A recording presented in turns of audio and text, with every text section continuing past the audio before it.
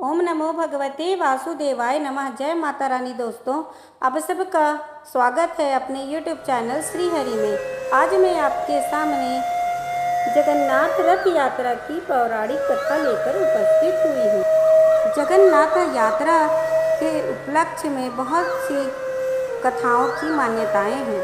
आज मैं आपको राजा इंद्रद्युम्न से जुड़ी भक्तों कथा सुनाने जा रही हूँ। जगन्नाथ रथ यात्रा की पूजा का शुभ मुहूर्त, पूजा विधि और महत्व की वीडियो भी मेरे चैनल पर अपलोडेड है। कृपया आप वहां देखकर इसकी जानकारी प्राप्त कर सकते हैं। तो आइए मित्रों, श्रवण करते हैं जगन्नाथ रथ यात्रा से जुड़ी पौराणिक कथा। बोलिए जगन्नाथ भगवान की जय, सभी देवी देवताओं की जय, भक्त जनों की जय।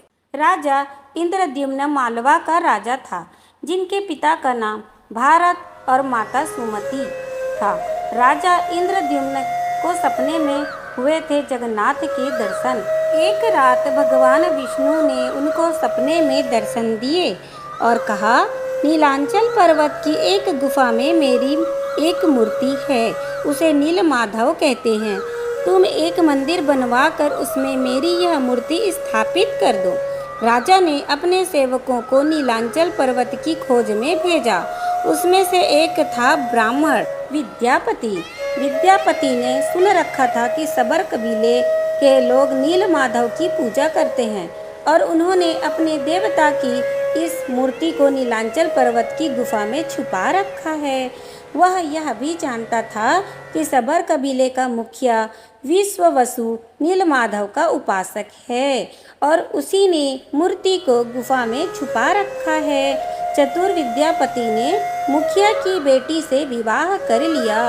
आखिर में वह अपनी पत्नी के जरिए नीलमाधव की गुफा तक पहुंचने में सफल हो गया। उसने मूर्ति को चुरा ली और राजा को लाकर दे दी। विश्ववसु अपने आराध्य देव की मूर्ति चोरी होने से बहुत दुखी हुआ। अपने भक्त के दुख से भगवान भी दुखी हो गए। भगवान गुफा में लौट गए, लेकिन साथ ही राजा इंद्रद्युम्न से वादा किया कि वो एक दिन उनके पास जरूर लौटेंगे, बशर्ते कि वो एक दिन उनके लिए विशाल मंदिर बनवा दे। राजा ने मंदिर बनवा दिया और भगवान विष्णु से मंदिर में विराजमान होने के लिए कहा।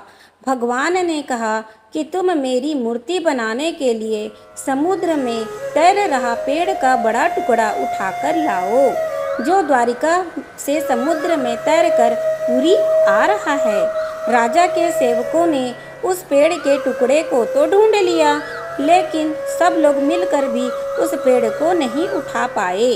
तब राजा को समझ आ गया कि नीलमाधव के अनन्य भक्त सबर कबीले के मुखिया विश्ववसु की ही सहायता लेनी पड़ेगी। सब उस वक्त हैरान रह गए। जब विश्ववसु भारी भरकम लकड़ी को उठाकर मंदिर तक ले आए, अब बारी थी लकड़ी से भगवान की मूर्ति बनाने की। राजा के कारीगरों ने लाख कोशिश कर ली, लेकिन कोई भी लकड़ी में एक छैनी तक भी नहीं लगा सका। तब तीनों लोक के कुशल कारीगर भगवान विश्वकर्मा एक बूढ़े व्यक्ति का रूप धरकर आए। उन्होंने राजा को कहा कि वे नील माधव की मूर्ति बना सकते हैं, लेकिन साथ ही उन्होंने अपनी शर्त भी रखी कि वे 21 दिन में मूर्ति बनाएंगे और अकेले में बनाएंगे। कोई उनको बनाते हुए नहीं देख सकता। उनकी शर्त मान ली गई। लोगों को आरी, छैनी, हथौड़ी की आवाज़ें आती रही। राजा इंद्रद्युम्न की रानी गुंडीचा अपने को रोक नहीं पाई। वह दरवाजे के पास गई तो उसे कोई आवाज़ सुनाई नहीं दी। वह घबरा गई। उसे लगा बूढ़ा कारीगर मर गया है। उसने राजा को इसकी सूचना दी। अंदर से कोई आवाज़ सुनाई नहीं दे रही थी, तो राजा को भी ऐसा ही लगा। सभी शर्तों और चेतावनियों को दरकिनार करते हुए राजा ने कमरे का दरवाज़ा खोलने का आदेश दिया। जैसा ही कमरा खोला गया तो बूढ़ा व्यक्ति गायब हो गया था और उसमें 3 अधूरी मूर्तियाँ थी। भगवान नीलमाधव और उनके भाई के छोटे छोटे हाथ बने थे, लेकिन उनकी टांगें नहीं, जबकि सुभद्रा के हाथ पांव बनाए ही नहीं गए थे। राजा ने इसे भगवान की इच्छा मानकर इन्हीं अधूरी मूर्तियों को स्थापित कर दिया। तब से लेकर आज तक तीनों भाई बहन इसी रूप में विद्यमान हैं और उनकी इसी रूप में पूजा की जाती है। प्रेम से बोलिए जगन्नाथ भगवान की जय, सभी श्रोतागणों की जय। प्रिय भक्तजनों, भगवान की कथा श्रवण मात्र से ही उनकी कृपा प्राप्त होती है, मनोकामना पूरी होती है। आप सबसे विनती है, मेरी वीडियो को लाइक करें, शेयर करें, सब्सक्राइब करें। वीडियो को देखने के लिए ढेर सारा आभार। भगवान आप सबकी मनोकामना पूरी करे। तो मिलते हैं अगली वीडियो में, तब तक के लिए राधे राधे।